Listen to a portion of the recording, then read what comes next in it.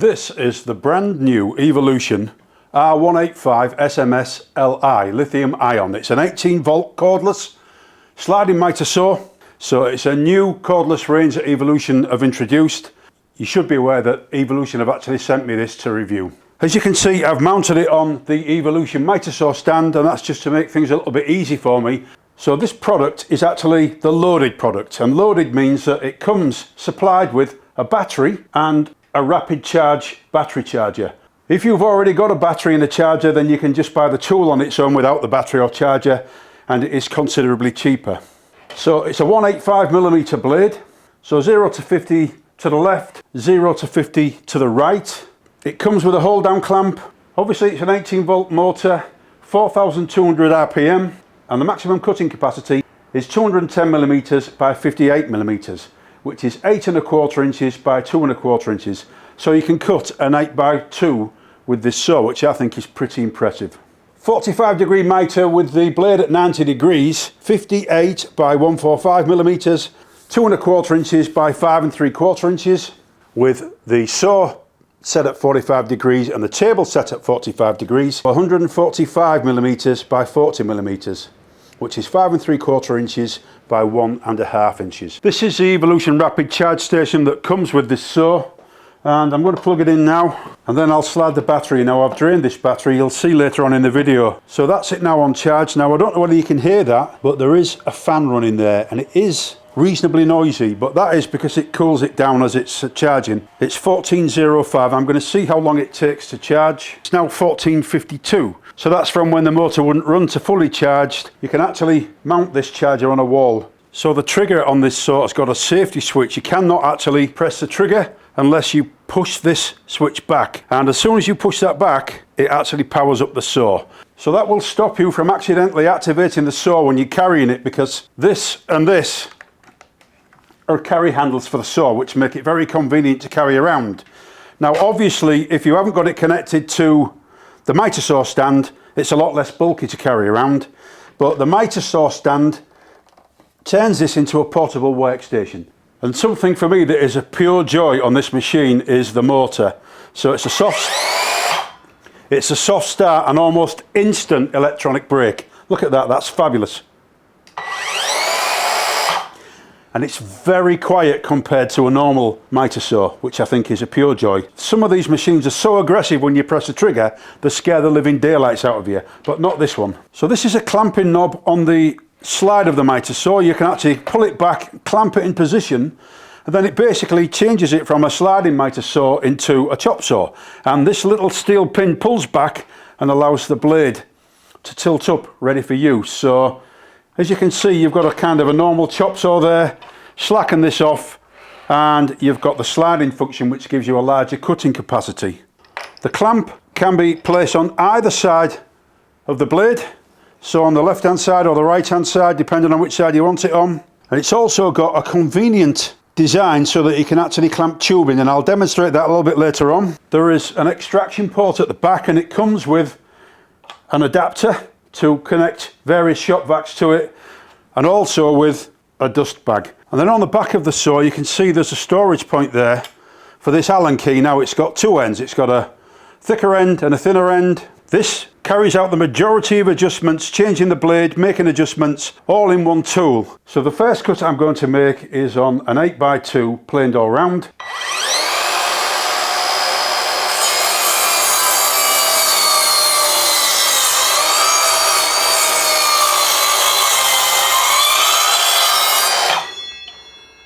Absolutely no hesitation there. That's quite impressive. So there's no problem at all with the torque on the motor when it comes to larger sized pieces. Now you'll notice that I never put the dust extractor in the back there. So I think what I'll do is I'll cut another piece and we'll connect a shop vac to it and see what it's like when we connect a shop vac. Okay, so I've connected the shop vac.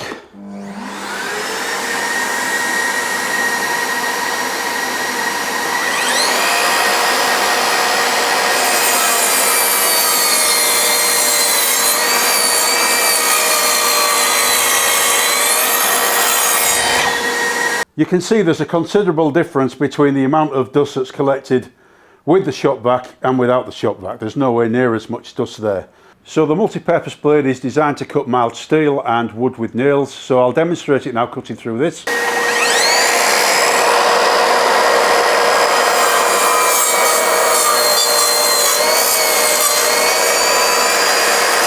And I've got to say that the electronic brake on that is really impressive. Absolutely no problems with that at all. This is 1.5 inch ABS, and you can see how this clamp works. You can actually clamp tubing with it, which is very handy.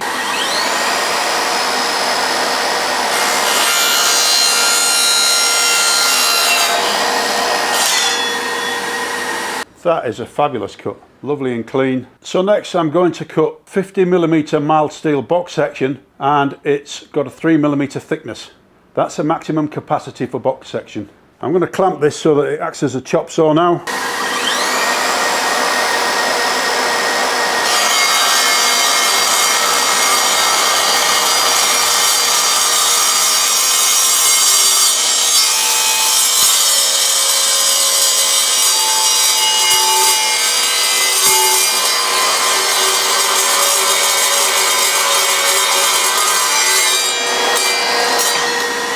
Now that is workable straight off the saw.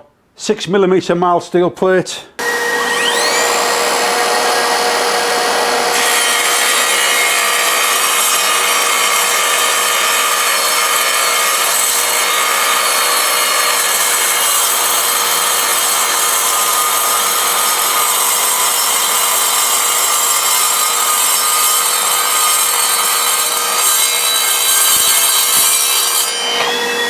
And there we go again, I can pick it up and hold it. And again, that is a fabulous cut. Very impressed with that. Aluminium tubing.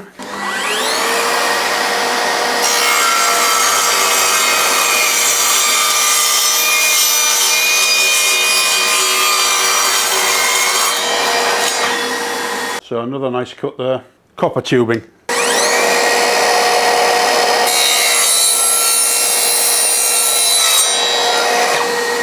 But if you're plumbing and you can cut copper tubing that quickly, it does save an awful lot of time. There's no doubt about that. It goes without saying that this thing will cut uni-strut as well for electricians.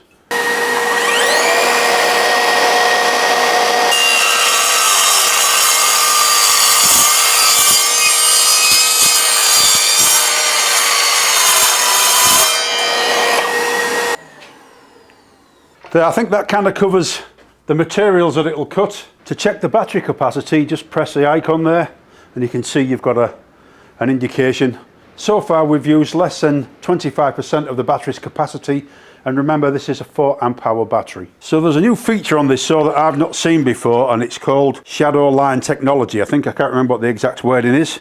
When I flick the safety switch across on the handle, you can see that a light comes on. Now as I approach the workpiece, you can see there's a shadow on the workpiece. So I can line the blade up with my pencil line using the shadow.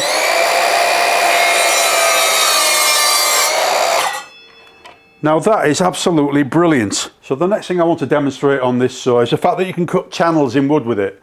Now you'll notice that there's a knob here that's screwed into the side of the cutting head, and then there's a little steel plate that flips up and down. So the way it works is you press that steel plate down so it covers this little gap here. You can see that when I put the saw head down, that threaded bar contacts a plate, and you can set the depth of a channel using that. But I put a mark on there, the depth that I want the channel to be. Screw this down, and with the depth set, tighten this down, and that prevents it from moving.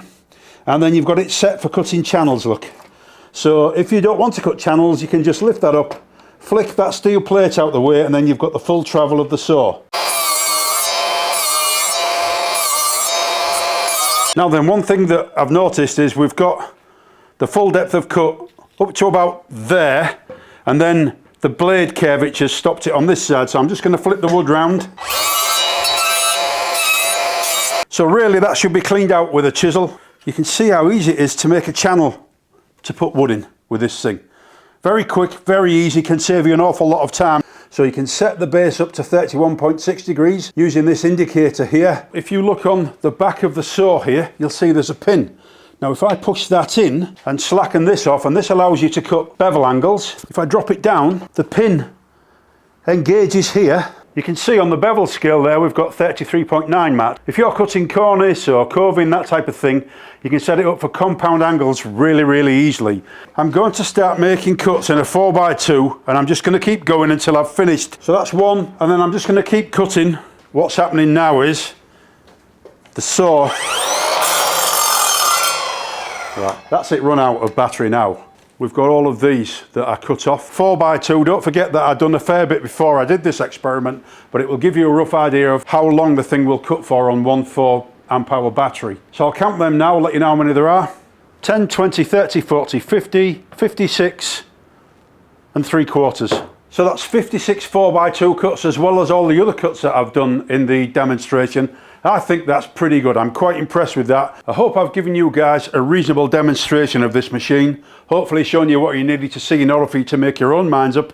In my opinion, it's a smashing piece of kit. I think it's a very capable saw. I love the soft start. I love the emergency brake on it, the electronic stop. It's a joy to use and it's very quiet and smooth. There's something quite reassuring about it when you're using it. The charger and the battery I'm impressed with. The shadow cut technology I think is really excellent. So I hope you found this review useful. Thank you very much for watching and please take care.